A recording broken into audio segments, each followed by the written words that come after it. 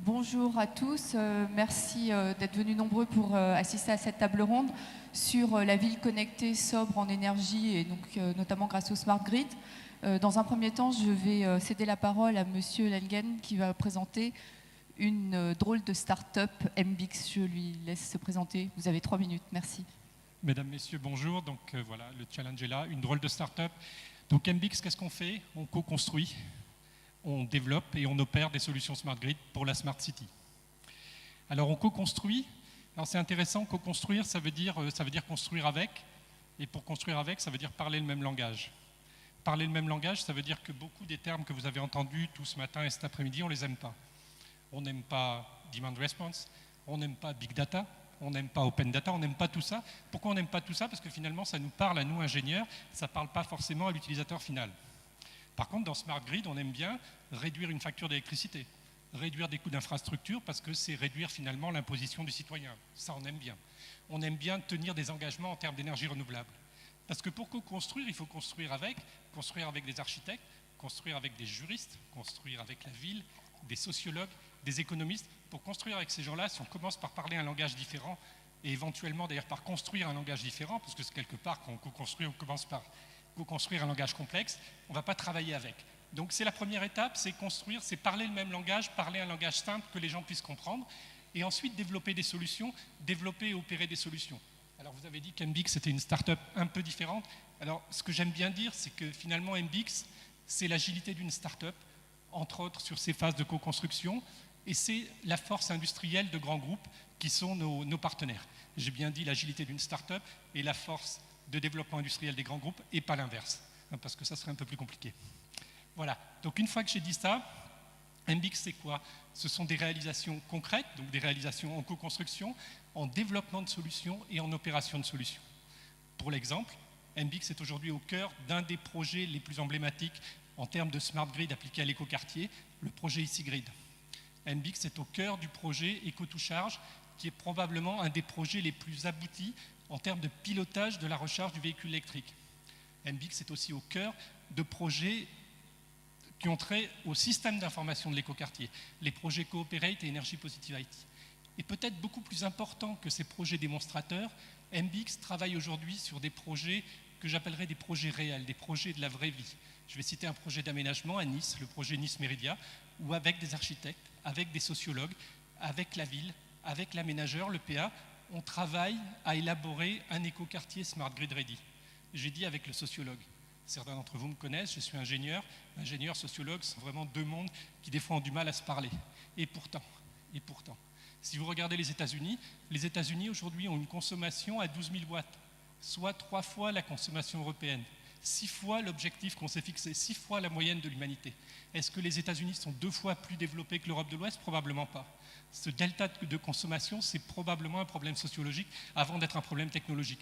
Donc on place la sociologie aussi au cœur de nos réflexions. Tout ingénieur stupide que nous sommes, nous avons compris ça. Donc ça, c'est important aussi. Et puis MBX, pour finir, c'est aussi une entreprise, une petite start-up française qui commence à regarder beaucoup à l'international, qui commence à regarder à Zurich en Suisse, au Funato, Saitama au Japon, Taïf en Arabie Saoudite, qui commence à regarder l'international, parce que je reviens, comme un certain nombre d'entre vous ici, je reviens de Smart City à Barcelone.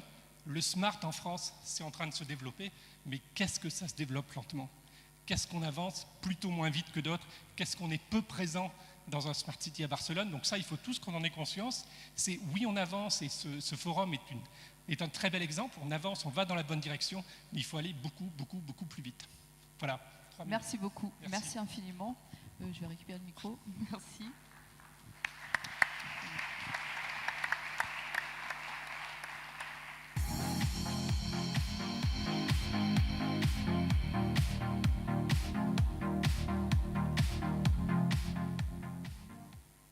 Voilà, donc comme annoncé, cette dernière table ronde avant la clôture est dédiée à la sobriété de la Smart City.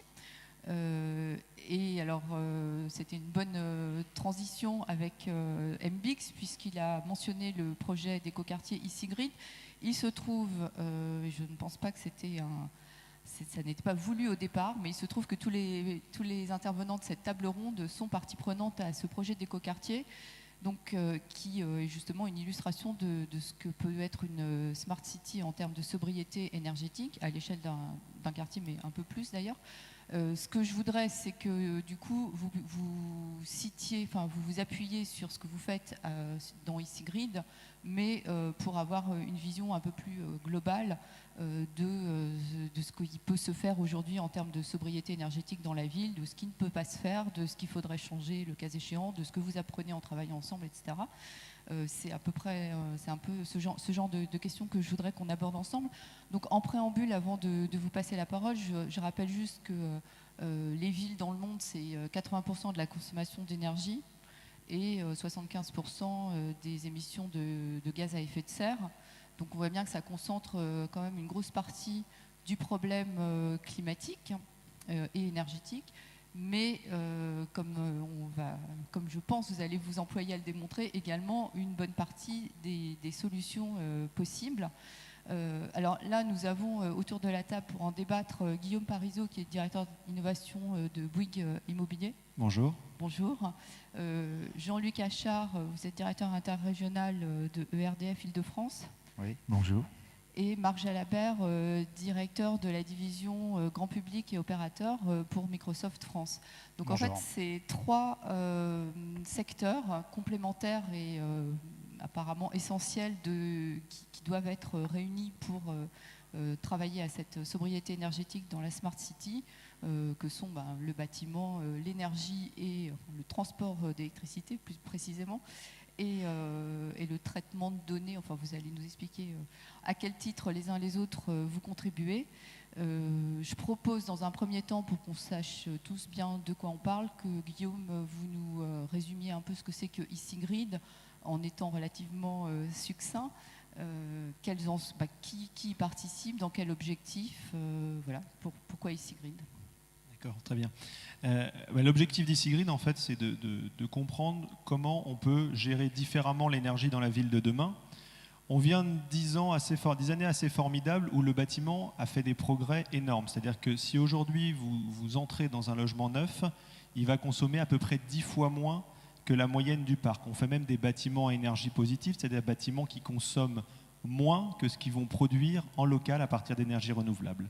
Eh bien, aujourd'hui, le challenge qu'on se propose de faire, c'est de transposer cette démarche d'efficacité énergétique, de ne plus la considérer bâtiment par bâtiment ou équipement par équipement, mais de la monter d'un cran, de mettre tout ça, de faire communiquer tout ça et de regarder en quoi on peut avoir une stratégie de mutualisation qui soit plus intéressante qu'une optimisation de chacun des maillons. Alors, EasyGrid, c'est un projet très concret, au-delà de cette ambition. Et c'est un projet assez exceptionnel à plusieurs titres. C'est un projet exceptionnel parce que c'est un partenariat public-privé au sens propre du terme, c'est-à-dire que finalement le premier acteur d'EasyGrid, c'est la ville d'Issy-les-Moulineaux.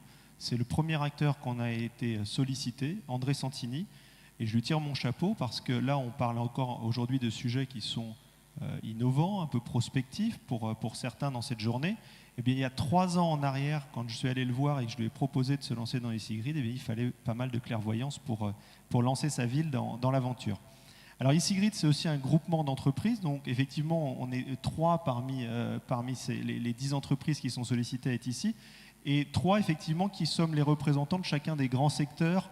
Donc la ville, l'énergie et le numérique, qui sont évidemment les 3 secteurs majeurs et qui sont indispensables pour pouvoir traiter ce sujet-là. On a des grandes entreprises, on a aussi des plus petites. On a vu MBX, il y a aussi également Navidis, Séville, Igenco qui sont dans le consortium. Et puis, et le dernier point qui n'est pas les moindres, et on y reviendra, ce sont les habitants d'Issy-les-Moulineaux qui finalement sont les premiers acteurs du projet également, puisque c'est eux qui participent à cette équation énergétique. Donc en tout, je crois qu'il y a 10 entreprises qui sont rassemblées au sein d'EasyGrid. Tout à fait. Alors je vais les citer du coup, puisque donc Alstom, Bouygues Télécom, Bouygues Énergie Services, Bouygues Immobilier, EDF, ERDF, Microsoft, Schneider, Steria et Total. Je pense que je n'ai pas compté en même temps que je le disais, mais il me semble que ça fait 10. Bon, parfait. Et alors, quel est l'objectif, en fait, la finalité? Qu'est-ce que c'est? C'est de valider sur un plan plus technologique, plus économique? en fait, qu'est-ce que vous essayez? Parce que c'est un démonstrateur finalement. Exactement, donc c'est un démonstrateur, on s'est clairement mis en avance de phase, c'est-à-dire on le reverra, c'est-à-dire qu'on veut prendre en compte un certain nombre d'évolutions qu'on pressent dans nos différents métiers. Donc j'ai un peu parlé du métier de l'immobilier, je laisserai mes confrères parler des évolutions qui pressentent dans leur domaine, et en quoi tout ça, ça va nourrir la sobriété énergétique. Alors, l'objectif, je dirais que c'est presque de savoir ce qu'on peut attendre de cette démarche de mutualisation, parce que, en fait, jusqu'à aujourd'hui, comme on raisonnait bâtiment par bâtiment ou équipement par équipement, eh bien, en fait, on imagine qu'on peut avoir des gains à raisonner ensemble, hein. Le premier, si on veut être très basique, c'est simplement que si vous avez du panneau photovoltaïque sur un immeuble de bureau, eh bien, le week-end, vous ne savez pas quoi faire de cette électricité qui est produite sur le bâtiment de bureau, eh bien, ce qu'on se propose, c'est de commencer par regarder localement s'il n'y a pas des habitations qui pourraient, elles, être demandeuses d'énergie à ce moment-là. Donc c'est un principe très simple et on va le pousser tout simplement en essayant de mutualiser les différents usages d'une ville qui est mixte. C'est-à-dire on va profiter du fait que les bureaux, les logements, les commerces, les gares, les piscines, les écoles, eh bien tout ça, ça ne consomme pas au même moment. Alors j'ai parlé de bâtiments, mais on a aussi les véhicules électriques demain qui vont arriver, il y a l'éclairage public qui est une composante très importante de la facture des collectivités. Et bien tout ça, évidemment, ça n'a pas des mêmes cycles de consommation. Et bien on va essayer de comprendre comment tout ça peut s'imbriquer et qu'on puisse avoir quelque part, en mutualisant, une équation énergétique qui soit plus favorable à l'ensemble des acteurs et notamment aux habitants de la ville pour réduire la facture énergétique. Très bien, merci pour cette première présentation. Monsieur Achard, vous, ERDF, qu'est-ce qui vous a poussé à participer à ce projet? Qu'est-ce que vous cherchez à démontrer ou à trouver? Quelles sont les expérimentations que vous y faites? Qu'est-ce que vous faites là, en d'autres termes? Qu'est-ce que je fais là? Je vais vous parler d'énergie et de réseau. En fait, je vais juste repartir de notre métier. Notre métier aujourd'hui, c'est d'acheminer l'électricité chez tous les clients. Et une électricité de qualité, 7 jours sur 7, 24 heures sur 24, et faire en sorte que cette électricité soit de qualité de l'onde, mais également faire en sorte qu'elle soit toujours disponible. Donc ça, c'est notre métier de base. Et on évolue dans un système... Excusez-moi, qu'est-ce que ça veut dire une électricité de qualité? Parce que pour un particulier, on a du courant, on n'en a pas. C'est la qualité de l'onde, la fréquence, la tension et la disponibilité surtout. Quand on parle de qualité, on parle de disponibilité d'électricité, de sécurité, et faire en sorte que quand vous arrivez chez vous le soir, vous appuyez sur le bouton, vous ayez de la lumière tout simplement. Et donc on évoluait jusqu'à présent dans un univers où finalement c'est surtout top-down, c'est-à-dire que l'énergie vient des grandes centrales et on l'achemine jusqu'au client final. Et finalement, depuis un certain temps, il y a le développement des énergies renouvelables. Ce sont des productions décentralisées sur le réseau de distribution. Ces productions sont intermittentes, aléatoires, avec quelquefois des ruptures assez importantes, hein, quand il y a un nuage, une perte de vent, et qui fait que finalement l'exploitation, le pilotage des réseaux change totalement. Et donc il faut, en tant que distributeur, qu'on intègre ces nouvelles composantes dans le paysage rural et urbain et faire en sorte que la disponibilité de l'énergie que j'évoquais tout à l'heure soit encore possible dans un univers de production qui change totalement.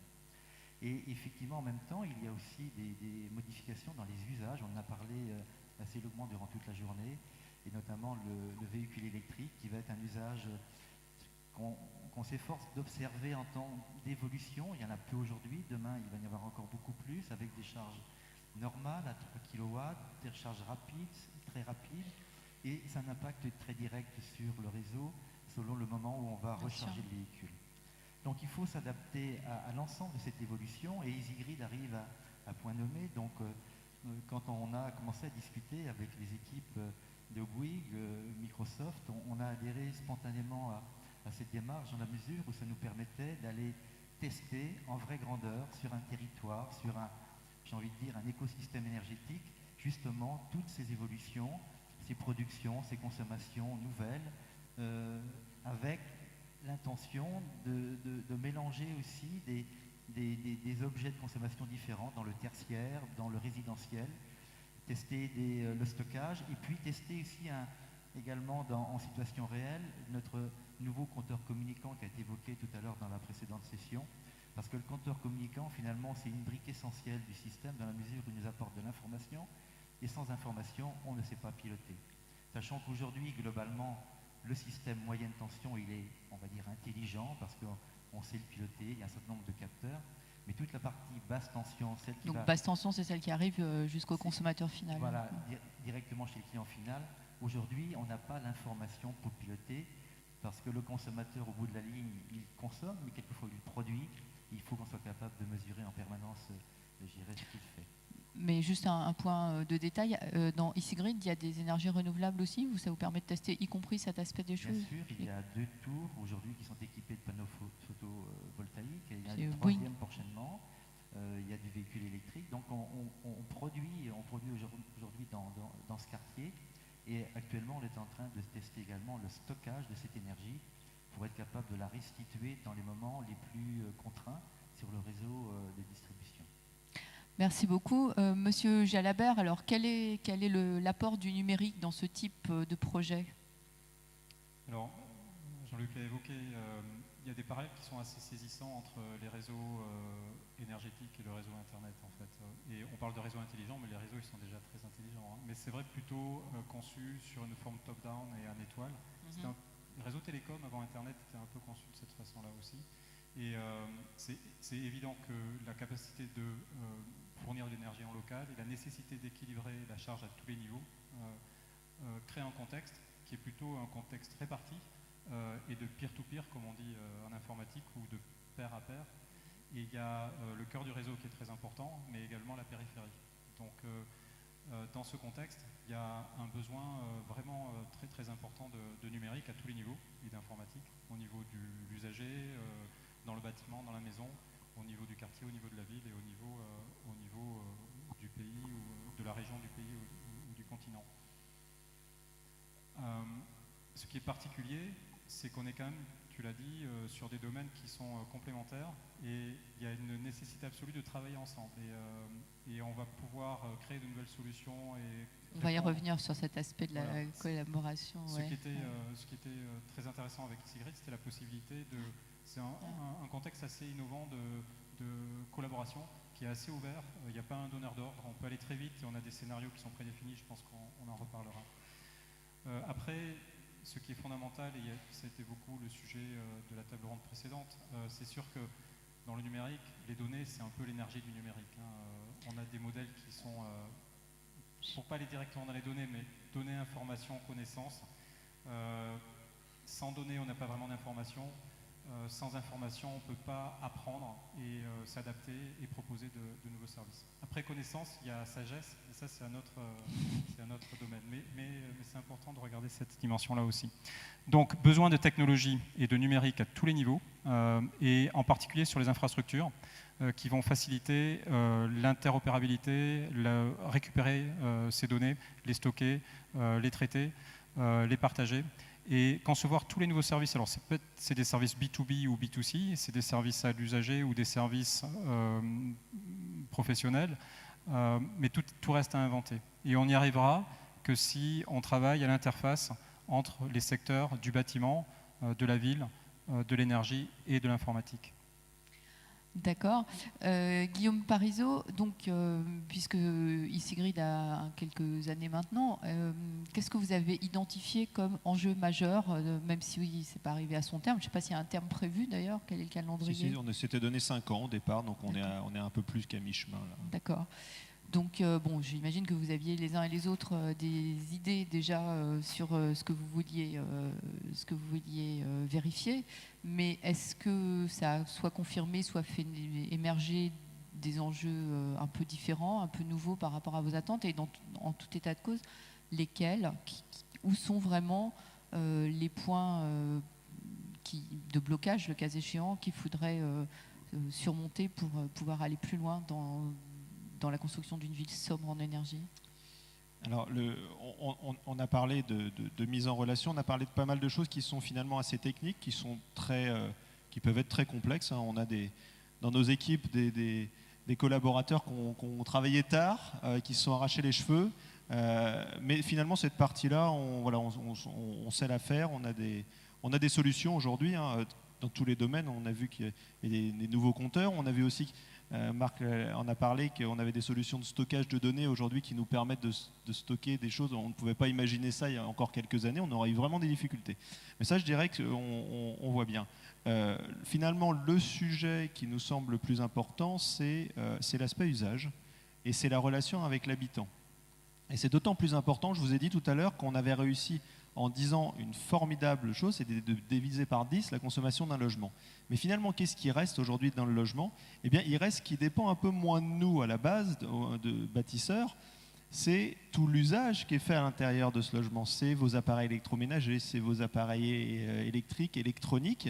Et finalement, quand on regarde aujourd'hui, eh bien, il n'y a plus que la moitié qui est les usages classiques, éclairage, chauffage, eau chaude sanitaire, ainsi de suite. Et l'autre moitié, c'est des usages qui dépendent de l'utilisateur. Et ça, en fait, eh bien, il faut qu'on arrive à redonner les clés de ces usages aux utilisateurs finaux. Et force est de constater qu'aujourd'hui, moi, je suis atterré du grand écart qu'il y a entre un enjeu collectif on a des débats sur la transition énergétique qui sont enjeu et un consensus finalement collectif. Oui, qu'on veut avancer sur ce sujet-là. Et quand on rentre à la maison, bien, on se sent aujourd'hui assez démuni sur le sujet. Allez, je le fais, j'aime bien faire le test. Qui est-ce qui connaît sa facture d'énergie à la maison? Qui est-ce qui est capable de me dire combien? Allez, non, je ne peux pas croire qu'il n'y ait que ça. Allez-y, soyez pas timide. Voilà, alors, je ne peux pas croire qu'il n'y ait que ça. N'empêche, même si je vous incite à lever la main, on se rend compte qu'en fait, vous êtes peut-être 1 sur 5, 1 sur 10. C'est bon, monsieur, merci. 1 sur 5, 1 sur 10 à lever la main. Mais c'est assez catastrophique. Alors je suis pas en train de... le sujet, c'est pas de dire, c'est pas de stigmatiser les uns par rapport aux autres, c'est pas ça. Mais regardez, on a une population, je sais pas combien on est dans la salle, on est peut-être 200 là, à vue de nez, peut-être un peu plus. Imaginez-vous sur la population, c'est-à-dire qu'aujourd'hui, collectivement, on est conscient de l'enjeu, individuellement, on se sent très démuni. Pourquoi? Parce qu'on n'a pas l'information. On ne sait pas par quel bout prendre le sujet. On ne sait pas s'il faut faire la chasse à ses appareils en veille, descendre d'1 degré son chauffage, changer ses équipements électroménagers. On n'a pas ces éléments d'arbitrage. Donc au final, quand on vous parle d'un sujet, on vous dit c'est important, mais que vous n'avez pas les moyens d'agir, eh bien vous vous en désintéressez. Eh bien moi je pense que dans ce thème-là de la ville moins énergivore, s'il y a un sujet qu'on doit vraiment prendre tous à bras-le-corps, eh bien il faut absolument que l'habitant soit remis au cœur de ce sujet énergétique et qu'on lui donne donc les moyens de comprendre et d'agir par rapport à cette consommation énergétique. Alors j'ai 2 petites questions par rapport à ça. Vous avez parlé d'une consommation d'énergie divisée par 10. On parle du neuf, mais est-ce que tous vos tests, toutes vos expérimentations, ça intègre, je suppose, quand même de l'ancien, parce que c'est quand même majoritaire, d'une part. D'autre part, quand vous parlez le comportement du consommateur, est-ce que ça vaut également dans le tertiaire, par exemple, ou est-ce que vous parlez plutôt du consommateur particulier? Alors, quand je divise par 10, effectivement, c'est 9. Le sujet de la rénovation énergétique, je ne vais pas l'aborder ici parce qu'il nous faudrait une conférence. La question, c'est plutôt, est-ce que vous traitez aussi dans l'ancien en fait? Le cas d'E-Cgrid, en fait, E-Cgrid, c'est des bâtiments récents, mais qui n'avaient pas été pensés pour le smart grid, puisque je vous ai dit, il y a 5 ans, ces sujets-là, en fait, ça n'existait même pas. Et donc, les bâtiments qu'on considère dans le cadre d'E-Cgrid, c'est des bâtiments qui n'ont pas été conçus. Donc, vis-à-vis de ce sujet du smart grid, qui sont certes performants, mais dans leur conception, ils ne parlent pas entre eux, tout simplement. Donc tout ce travail, il a fallu qu'on le fasse. Donc on est dans une posture où c'est un démonstrateur qui vaut pour l'existant. Alors, côté bureau, il y a le même travail à faire. Alors, la seule chose, c'est qu'on va pas le faire de la même manière, puisqu'on a des interlocuteurs en bureau sur lesquels on peut aller plus loin en termes de notions financières, de retour sur investissement. Il y a souvent il y a des mainteneurs qui sont en place sur les équipements de bureau, donc il y a une expertise qu'on n'a pas forcément toujours en logement. Donc je dirais que la question, et vous avez raison, se pose de la même manière, c'est-à-dire qu'il faut mettre les entreprises de la zone dans cette idée d'optimiser leurs factures, mais effectivement on va avoir des modes de discussion avec elles qui ne sont pas les mêmes qu'on va avoir avec des habitants. Donc il y a 2 discours, 2 langages, 2 approches différents à créer.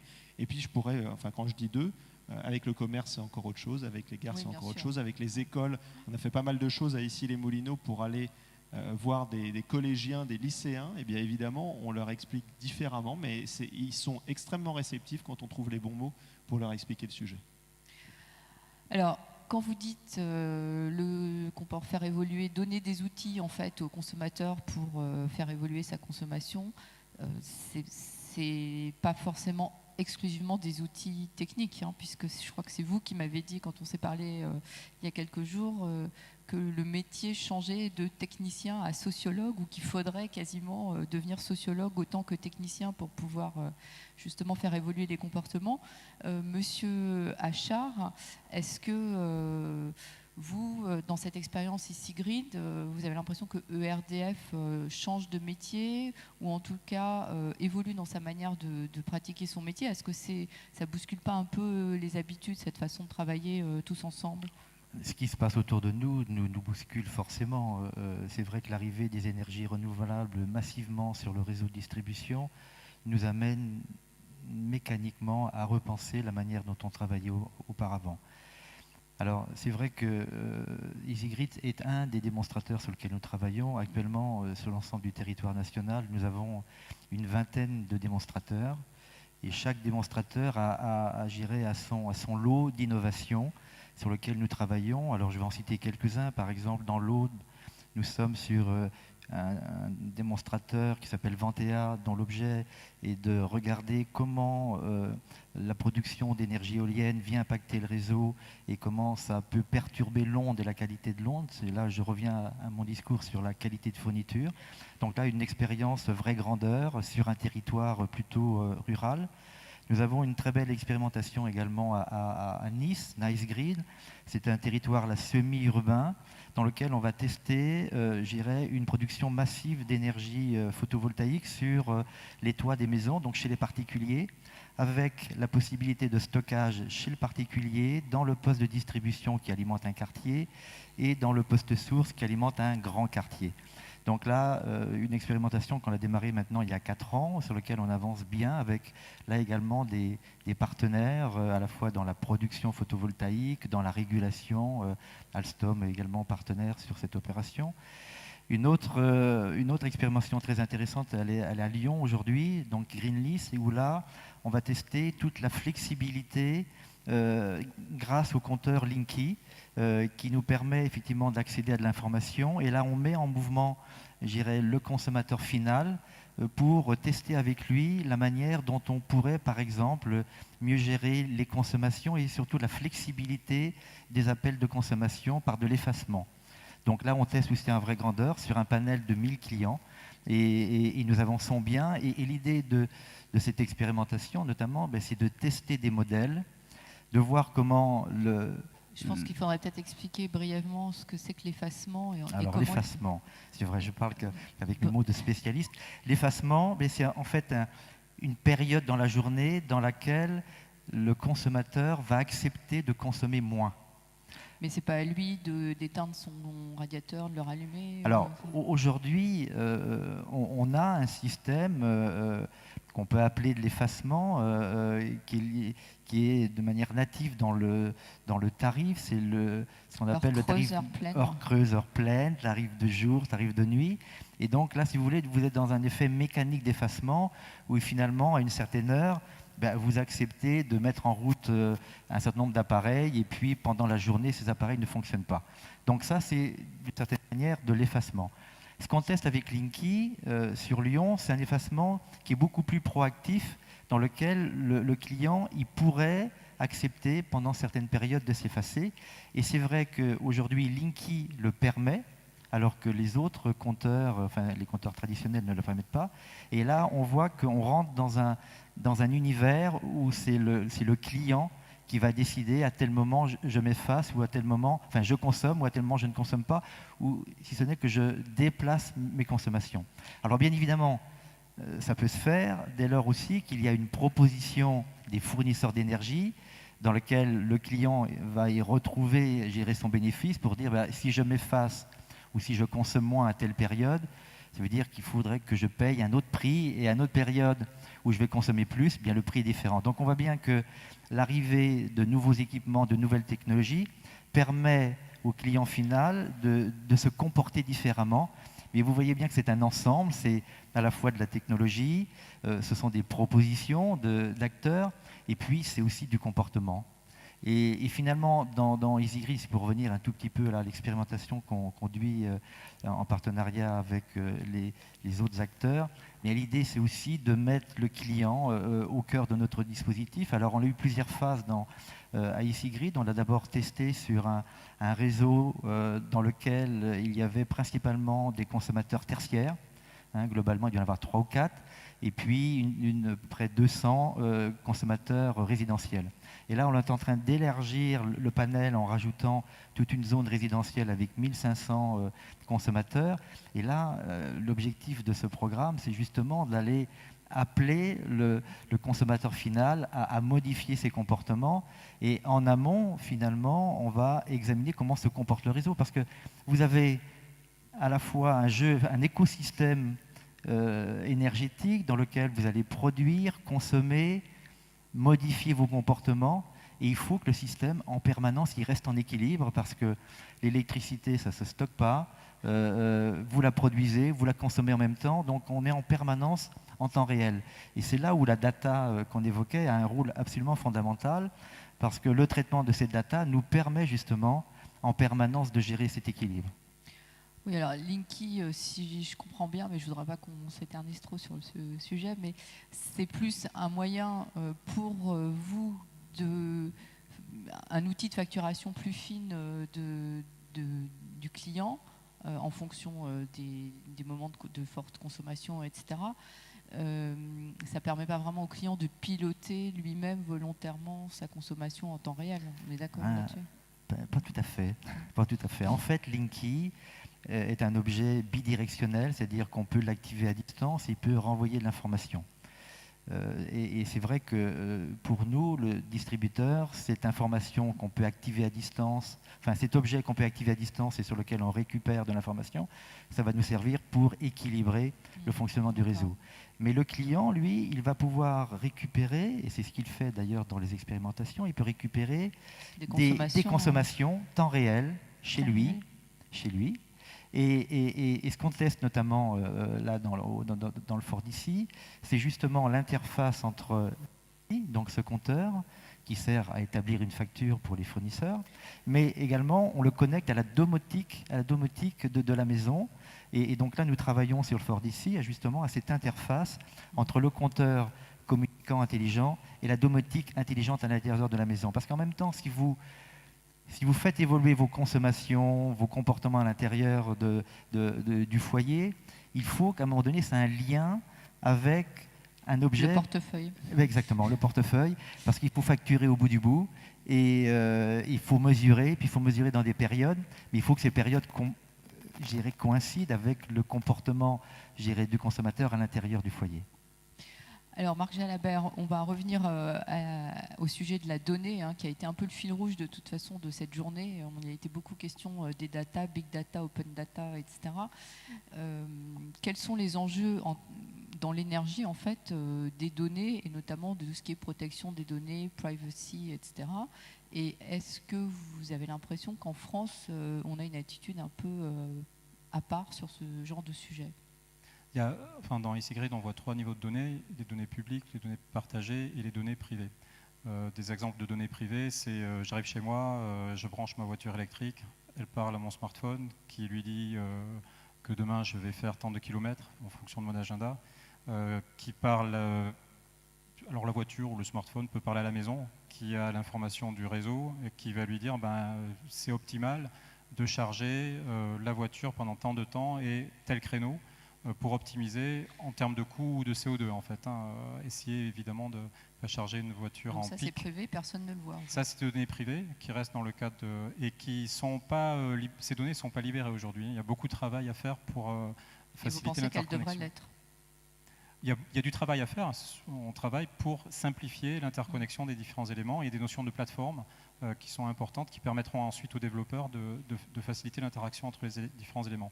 Les données partagées, c'est en temps réel. Le week-end, j'ai de l'énergie qui est générée par les panneaux solaires qui sont sur des bâtiments et je vais utiliser cette énergie, cette électricité pour chauffer la piscine municipale. Donc ça, c'est Elles sont des- partagées entre, elles sont partagées entre les acteurs du opérateurs qui consortium. sont, Elles ne sont pas partagées globalement et elles sont évidemment indispensables pour opérer l'ensemble. Les données publiques, et c'est ça qui nous intéresse beaucoup dans EasyGrid, l'idée c'est en effet d'avoir une interface open data complètement ouverte, définir quelles sont ces données publiques et permettre à tout un écosystème d'innovation, que ce soit des startups, des grandes entreprises ou des centres de recherche, leur donner en fait accès à ces données qui ne sont pas aujourd'hui très facilement accessibles, parce qu'on pense que tous les services dont l'usager, dont l'utilisateur a besoin ou dont les entreprises ont besoin, viendront forcément de tas d'endroits différents. Et donc ça, c'est une étape importante pour nous dans EasyGrid. On n'y est pas encore, parce qu'on est au stade où on réunit, en fait, on décloisonne, on réunit les données dans le cloud, et on ouvrira ensuite une partie de ces données. Et donc, un exemple, les données météo. On peut avoir des données très précises. On peut savoir presque qu'un nuage va passer à telle heure cet après-midi. Ça a beaucoup de valeur en temps réel, en termes de données partagées, parce que ça permet, et donc c'est une donnée qui a de la valeur qui ne sera peut-être pas partagée globalement, mais ensuite l'historique de la météo peut complètement être partagé. Et il y a beaucoup de types de données qui sont... Donc, on ne peut pas concevoir un système dans lequel les utilisateurs n'auront pas confiance. C'est absolument rédhibitoire. Donc il y a des contraintes très fortes sur les respects de la confidentialité des données privées. Il y a des mécanismes par défaut, on doit décider de partager. Par défaut, on doit être absolument en contrôle et on doit avoir la connaissance des données qui sont disponibles et potentiellement utilisées. Le contexte franco-français, c'est, je pense, la CNIL qui a résolu beaucoup de ces problèmes en fait, avec des pratiques très vertueuses sur Internet, sur le numérique en général, et qui collabore avec EasyGrid. Guillaume, tu peux en parler, pour qu'on soit dans un contexte contrôlé dans lequel les différents acteurs pourront avoir confiance, parce que c'est le gage fondamental de succès sur le long terme. Mais quand vous dites qu'il y a encore beaucoup de travail à faire sur la donnée, c'est-à-dire sur l'identification de quelles sont les données dont on a besoin pour continuer d'avancer plus vite, plus loin, ou sur, du point de vue juridique, qu'est-ce qui s'applique exactement à tel ou tel type de données? Les deux, éventuellement. Oui, c'est les deux en fait, parce qu'on décloisonne pas mal de données, donc déjà voir le champ des possibles et se dire, ok, telle donnée peut vraiment être publiée. Il y a certaines données auxquelles on n'a pas accès. Et nous, on a vécu un épisode assez intéressant. En fait, on est locataire dans notre bâtiment. Ça a pris beaucoup de temps pour extraire les données des systèmes de contrôle du bâtiment, qui étaient pourtant relativement modernes, et les injecter dans EasyGrid. Et c'était plus un problème juridique qu'un problème technique, en fait. En fait, c'était les deux problèmes. D'accord, alors justement ça m'amène parce qu'on me fait signe qu'il nous reste 5 minutes, c'est passé très vite. Donc je redonne la parole à Guillaume Parisot, justement sur l'aspect. Alors j'ai deux questions en fait, et bon, peut-être que vous pouvez tous essayer d'y apporter une brique de réponse. Une question qui est, est-ce que vous avez prévu d'avoir une démarche commune sur le plan réglementaire? Est-ce que vous allez faire des propositions pour faire bouger certaines choses? Et d'autre part, qu'est-ce que vous retirez les uns et les autres de cette expérience, même si elle n'est pas arrivée à son terme? Et en particulier, est-ce que vous pensez que c'est quelque chose qui permettra à la France, même si tous les acteurs ne sont pas au sein d'EasyGrid, mais il y a d'autres projets ailleurs également, de prendre une bonne place à l'international sur le marché des smart grids, qui est quand même en pleine effervescence? Alors sur le sujet réglementaire, il est fondamental parce que la ville et l'énergie sont sans doute deux des secteurs d'activité les plus réglementés. Et le numérique, on a vu, il y a également un certain nombre de sujets. Alors, il y a plusieurs points, effectivement. Ces démarches aujourd'hui, pour les accélérer, il faudrait qu'on facilite tout ce qui est échanges locaux, et notamment la capacité de privé à privé à se vendre de l'énergie directement, donc à créer finalement cette notion d'éco-quartier avec des échanges locaux. Alors, quand je dis ça, il faut bien avoir en tête, il faut revenir à ce que j'ai dit au départ, c'est-à-dire qu'on est sur des sujets très neufs. C'est-à-dire, quand je dis ça, je ne suis pas en train même pas de critiquer les textes réglementaires qui régissent nos sujets, puisque de toute façon, le smart grid n'était même pas intégré dans les textes de loi qui sont pourtant très récents sur les sujets énergétiques. Donc, sur ces thèmes-là, en fait, nous, ce qu'on souhaite, c'est qu'il y ait une fluidité législative, parce que l'innovation va très vite, va aller de plus en plus vite, et on est très rapidement sur des contextes où soit au mieux ça n'existe pas, donc c'est pas réglementé, soit au pire, au contraire, on est face à un mur et qu'on ne sait pas comment le traiter. Alors, si je prends un exemple effectivement sur le sujet de la CNIL, eh bien, on a été les premiers à poser la question à la CNIL de savoir comment on devait agréger les données des résidents pour faire en sorte qu'elles soient anonymes. C'est-à-dire, est-ce que si... Alors évidemment, si vous considérez une habitation toute seule, donc là évidemment ça ne va pas parce que là c'est des données personnelles, et la question c'est à partir de combien on ne peut plus savoir que c'est vous ou moi ou Jean-Luc ou Marc qui avons consommé telle chose.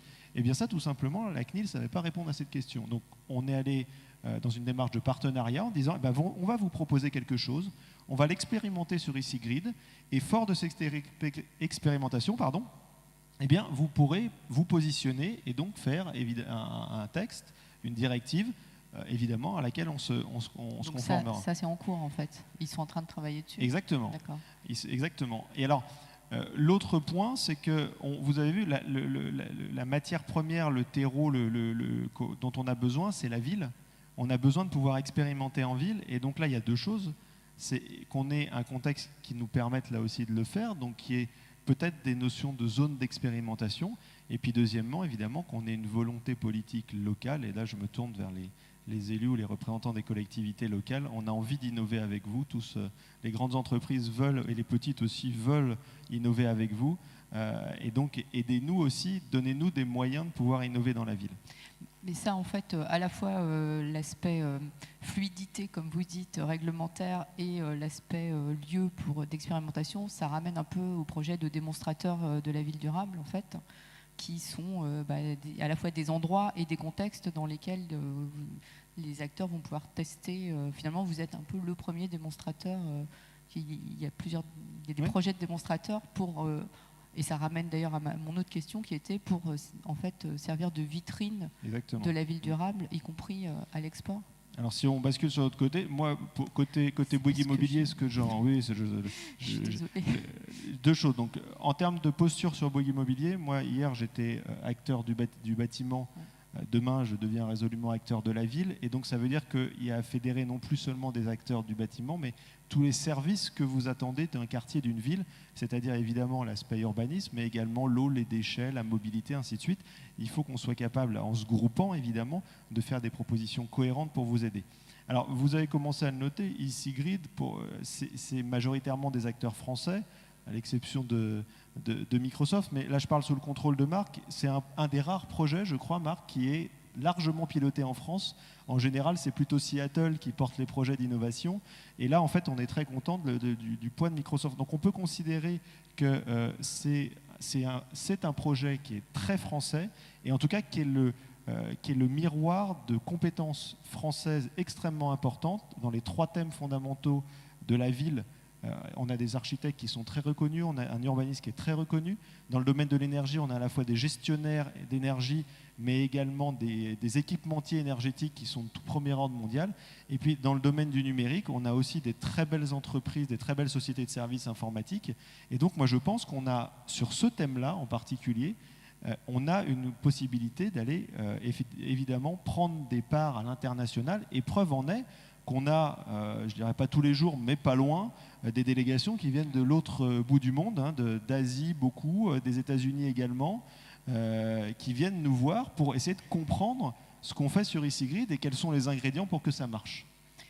Très bien. Est-ce que vous voulez chacun avoir un dernier mot de conclusion ? Il y a un point qu'on n'a pas du tout eu le temps d'aborder sur le modèle économique. Je crois que ça reste quand même quelque chose sur lequel vous travaillez tous encore, savoir finalement qui retire les bénéfices des investissements, le cas échéant consentis par d'autres, enfin comment tout ça fonctionne, quoi.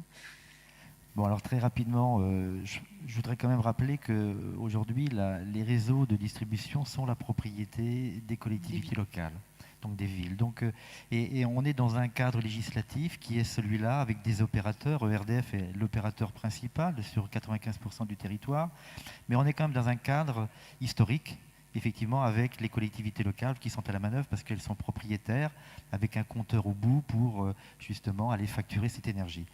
Alors c'est vrai que tous ces développements, ces démonstrateurs sur lesquels nous travaillons, comme EasyGrid, mais j'en ai cité d'autres, on voit bien que se développent des écosystèmes énergétiques et en fait aucun écosystème ne ressemble à l'autre parce qu'il y aura un peu de solaire ici, un peu d'éolien ici et on voit bien que les équilibres que j'évoquais tout à l'heure, ils vont être présents sur tous ces écosystèmes. Et c'est vrai que le modèle de demain de tous ces écosystèmes, il est peut-être à réinventer, mais ça passera par des discussions avec les collectivités locales, avec les élus, pour voir quel est l'optimum. Car il ne faut pas oublier en même temps qu'il y a une certaine forme aussi de solidarité énergétique qui doit être respectée entre les différents territoires. Et c'est quelque chose auquel on est aussi extrêmement attaché. C'est vrai qu'on développe des choses à EasyGrid, mais pourquoi pas aller développer des choses aussi dans le 19e, dans le 18e, où il y a d'autres problématiques énergétiques. Et chaque territoire va être une problématique énergétique. Donc la législation doit aussi embarquer ces éléments-là. Alors par contre, en termes d'évolution législative, il y aura forcément le sujet, par exemple, du stockage. Qui demain doit gérer le stockage? Quel opérateur? Oui, il y a des zones grises qui subsistent. Il y a des zones grises là, qui sont là et les démonstrateurs doivent nous aider à apporter des réponses et aller instruire des dossiers auprès du législateur pour dire, ben voilà, a priori, la problématique du stockage, il faudrait la régler comme ça. Et de la même manière, il y a aussi l'autoconsommation.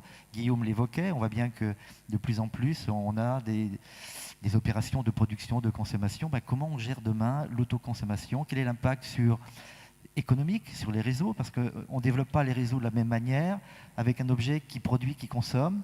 Et pas avec le même modèle économique non plus. Et pas avec le même modèle économique. Donc vous voyez, donc, le champ législatif, il est vaste, et les démonstrateurs sur lesquels nous travaillons sont justement là pour apporter des réponses. Alors, quelques mots par contre sur notre collaboration, je trouve qu'elle est excellente. Moi, j'ai beaucoup de plaisir à travailler avec l'équipe de Guillaume, avec l'équipe de Marc et tous les autres, parce que en fait, le fait de se frotter à des cultures différentes, des expériences différentes, je pense qu'on avance beaucoup plus vite. Et c'est vrai que le modèle d'EasyGrid, de ce point de vue-là, il est exemplaire. On n'est pas toujours d'accord, hein, parce qu'il y a des modèles, on le voit bien, il y a des modèles économiques, des modèles législatifs sur lesquels, effectivement, on va se frotter un tout petit peu. Mais en même temps, de ce frottement, on construit un avenir différent. Et cet avenir différent, on est capable de le produire avec toutes les intelligences et beaucoup plus vite. Et l'expérience d'EasyGrid montre qu'on va vite, dans l'expérimentation, parce qu'il y a derrière aussi des enjeux économiques, on ne l'a pas beaucoup évoqué, mais on voit bien que le modèle économique, il est aussi à construire. Pour le distributeur ERDF, on voit bien que c'est une impérieuse nécessité que d'aller dans les smart grids et dans le compteur communicant, parce que ça fait partie du métier, ça fait partie du job, il faut qu'on avance là-dessus à cause de notre environnement. Mais on voit bien que derrière tout ça, il y a des matériels, il y a un coût de l'énergie, et tout le monde, au bout du bout, doit y trouver un tout petit bénéfice. Et la construction collective va dans ce sens-là. Et je terminerai par le fait qu'effectivement, on est très fortement sollicité par l'externe, beaucoup de visites, donc ça veut dire que ce qu'on fait attire. Mais alors justement, c'est une question que je vais poser à Marc Jalabert du coup. Est-ce que c'est duplicable cette expérience? Est-ce que c'est duplicable en France probablement? Est-ce que c'est duplicable à l'étranger? Et comment est-ce que vous voyez, vous, la position de la France, les chances de la France sur le marché des smart grids international, mondial? C'est un des sujets les plus importants pour l'humanité. Enfin, vous l'avez rappelé, 80% de l'énergie consommée dans les villes, donc énergie absolument fondamentale. L'énergie vit une révolution aussi importante que l'informatique a connue avec Internet. Donc il y a des grands changements qui sont en train d'avoir lieu à l'échelle de la planète. On a la chance d'avoir des acteurs en France qui sont très performants, très compétents dans le domaine de l'énergie. Après, aux États-Unis, ils sont partis peut-être un peu en retard parce qu'il y avait beaucoup de systèmes qui n'étaient pas optimisés, et ils vont très vite dans le renouvellement et dans la régulation, dans la législation, etc. Et on voit de l'autre côté l'Asie et la Chine en particulier qui construisent tout à partir de zéro. Et c'est assez bluffant en fait de voir le niveau de sophistication. Donc il faut pas, c'est fondamental d'avoir d'une part en France des projets comme EasyGrid qui nous permettent d'innover ensemble et de trouver des solutions rapidement. Et puis c'est surtout une logique qui doit fonctionner à l'export. C'est-à-dire comment est-ce que des acteurs français de toute taille, parce que ça peut être aussi bien des startups que des s'appuient sur ces expériences en France pour aller fournir des solutions ailleurs. Voilà, ça c'est la vraie opportunité, et il n'est pas trop tard pas trop tard du tout pour attraper cette opportunité et générer de la croissance et de l'emploi. Mais quand vous dites par exemple en Chine, ils construisent tout à partir de zéro, effectivement, ils font ça pour tout, hein, quasiment en ce moment, et avec un certain succès. Est-ce qu'ils viennent quand même vous voir, hein? Je crois qu'il y a beaucoup de Chinois qui viennent ici. Guillaume le soulignait, ce qui est incroyable. Qu'est-ce qu'ils viennent voir exactement? Est-ce que vous savez qu'est-ce qui plus précisément les intéresse en fait? Je pense que ce qui est le plus intriguant, c'est le regroupement en fait qu'on a réussi à faire, et effectivement qui n'était pas évident au départ. Hein. Au départ, moi, les premières réunions, on se regardait un peu quand même un peu en chien de faïence, j'ai envie de dire, parce que les intérêts des uns ne sont pas forcément les intérêts des autres. Et donc, ce qui a été intéressant, là, notamment la première année, eh bien, c'est d'essayer de comprendre que malgré tout, les blocages, on pouvait trouver des solutions intelligentes pour qu'au final, on ait du bénéfice commun sur tous les sujets. Donc on s'est réparti les différents points et on a commencé justement à regarder ce que ça voulait dire. Et sur des vocables, par exemple, au départ, on a banni un certain nombre de mots, hein, pilotage, optimisation, parce qu'en fait, on voyait chacun midi à sa porte. Moi, quand on me parle d'optimisation, c'est une optimisation de bilan de promotion immobilière. Quand Jean-Luc, on lui parle d'optimisation, ça va être peut-être l'équilibre production-consommation. Marc, c'est peut-être les algorithmes. Les algorithmes, voilà. Et donc, en fait, tout simplement, on disait, non, l'optimisation, c'est moi. Mais en fait, non, parce qu'on est sur des domaines différents. Et c'est ça qu'il a fallu comprendre, c'est de passer d'une logique de méfiance à, au contraire, une logique de collaboration. Et une fois qu'on a passé ça, eh bien, évidemment, on se rend compte qu'il y a des vraies solutions à apporter. Et là aussi, on parle de compétitivité.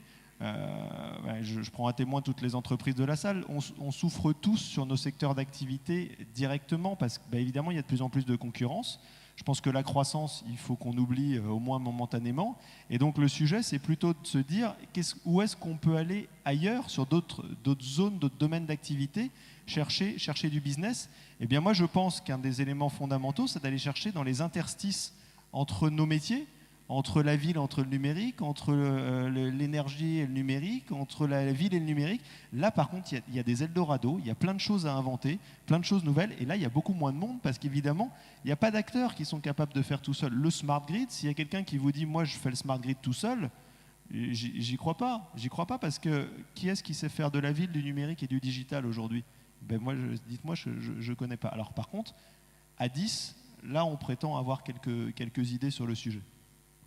Oui, mais alors 10, c'est quand même peut-être aussi un peu lourd à dupliquer ici et là. Est-ce que vous allez travailler toujours tous les 10 ensemble? Est-ce qu'il peut y avoir des nouveaux acteurs qui entrent? Est-ce que vous pouvez, le cas échéant, ailleurs, travailler avec des concurrents de certains de vos partenaires d'Easy Green? Donc l'idée, c'est d'être beaucoup plus que 10. Hein. Si on arrive à avoir des données en mode open data qui sont accessibles, c'est d'avoir un vrai écosystème et dans le domaine de l'énergie intelligente. Et ensuite, on est très pragmatique. En fait, on a appris à travailler ensemble et ce n'est pas les 10 en général qui répondent à des appels d'offres où on travaille à 2, à 3. Et donc, on a une certaine agilité qui est assez agréable. En fait, quand on regarde l'ensemble des démonstrateurs dans lesquels on participe, nous sommes 100. Ah oui, d'accord. Donc voilà, et de toute taille, de tout horizon, start-up, université. Donc en fait, le sujet Smart Grid, au-delà d'être peut-être un concept un peu marketing, c'est un véritable enjeu, un enjeu industriel, un enjeu de comportement. Il y a de l'activité économique derrière et ça ne peut pas intéresser qu'un petit groupe d'entreprises, c'est beaucoup d'entreprises qui sont concernées. Et c'est vrai que les expériences de démonstrateurs qu'on pilote, comme celle d'Easy Grid, nous permet d'apprendre à travailler ensemble. C'est vrai que travailler pendant un certain nombre d'années avec les équipes de Bouygues, eh bien, on en ressort un tout petit peu différent parce qu'on a appris à connaître le métier de l'autre et à voir surtout la complémentarité. Et c'est bien cette complémentarité qui fait qu'à un moment donné, eh bien, votre offre, si à un moment donné il y a un appel d'offres sur une opération internationale, eh bien, elle va être compétitive parce qu'on a appris à travailler ensemble avant. Mais pour ça, il faudra quand même avoir résolu l'aspect modèle économique, parce que tant qu'on est dans un démonstrateur, c'est pas très grave, mais il y a un moment, il va bien falloir savoir qui mais il y a des briques. Aujourd'hui, on ne part pas de rien. Tout à l'heure, j'évoquais le fait que les réseaux sont déjà intelligents. Ça veut dire qu'il y a déjà de l'intelligence dans ces systèmes-là. Donc, ce qu'on est en train de faire, c'est rajouter des briques supplémentaires. Et la brique supplémentaire qu'on rajoute, elle est fondamentalement motivée par le fait qu'on a beaucoup plus de données qu'auparavant. Donc, c'est l'apport du numérique, très clairement, l'apport de la data qui est en train de faire bouger les frontières. Et ces frontières-là, effectivement, on voit bien qu'il faut de plus en plus avoir des opérateurs plus spécialisés. Et ensuite, chacun aussi reste dans sa partie, la partie de l'immobilier, la partie des réseaux, la partie de la data, des clouds. On voit bien que c'est en train de bouger. Mais ce qui fait fondamentalement bouger, c'est justement la data, l'utilisation de la data et comment on va la réexploiter chacun dans notre univers. Et sachant que cette histoire de data, selon les pays, c'est encore une autre histoire à chaque fois, j'imagine. Les réglementations ne sont pas les mêmes. Les solutions qui vont peut-être voir le jour en France, vous ne pourrez pas les exporter telles quelles en Chine? Non, sans doute, mais de toute façon, la ville n'est pas la même.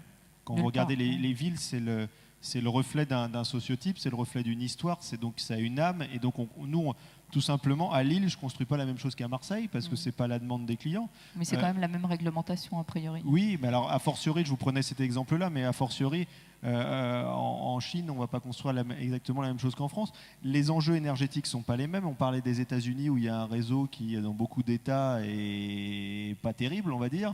En Chine, effectivement, c'est soutenir une croissance phénoménale. Au Japon, c'est les problèmes qu'on connaît. En Corée, où on a pu aller aussi, ils sont très bons en numérique, et donc il y a l'aspect relation avec l'habitant est modifié également. Et puis, les acteurs ne vont pas être tout à fait les mêmes, les enjeux pas les mêmes, donc on ne va pas faire de copier-coller. Simplement, ce qu'on a appris à faire ensemble, eh bien, c'est quelque chose qui nous permet là aussi plus facilement d'aller sur d'autres territoires et de comprendre d'autres territoires et d'adapter l'offre à d'autres territoires. Bien, je vous remercie. On va peut-être proposer quelques questions. Mademoiselle, voilà, il y a quelqu'un qui a un micro, quelqu'une plus précisément, et monsieur qui voudrait poser une question. Bonjour, JB Conseil en énergie renouvelable. Donc nous rassemblons des compétences qui vont du bâtiment jusqu'au central, clé en main, en passant par les réseaux intelligents. Et je voulais vous rapporter un retour d'expérience d'un grid, d'expérimentation à Strasbourg par ES, donc une filiale à 100% d'EDF qui s'appelle Whatise, où justement dans le business model, ils ont inclus la récompense de ceux qui faisaient des économies par des écotrocs. Donc voilà, c'est du très concret, on est un cabinet opérationnel. Donc en fait, ils ont réussi, grâce à une start-up qui s'appelle Grid Pocket, qui est d'origine polonaise, à enregistrer la courbe de charge de chaque des particuliers et à leur donner des objectifs l'année suivante. Donc voilà, ils ont 10, 15 ou 20%, c'est très concret, et en fonction de l'atteinte des objectifs, ils le savent tous les mois par un site internet avec un mot de passe sécurisé, ils ont des cadeaux. Donc voilà, ça peut être des ampoules basse consommation, des compteurs électriques d'énergie, des lampes LED. Donc voilà, ça peut être aussi le début d'un business model, des récompenses. Et il y en a certains qui préfèrent des crédits pour acheter d'autres produits. Donc dans la communauté locale, donc on est complètement dans la logique de l'économie circulaire de la cité. Voilà un peu le retour. Ça s'appelle Whatise, W-A-T-Y-S. Merci pour ce témoignage. Je crois cette fois-ci qu'il va falloir que nous cédions la scène. Donc merci beaucoup messieurs de votre participation. Merci à tous de votre attention. Excellente soirée. Et donc,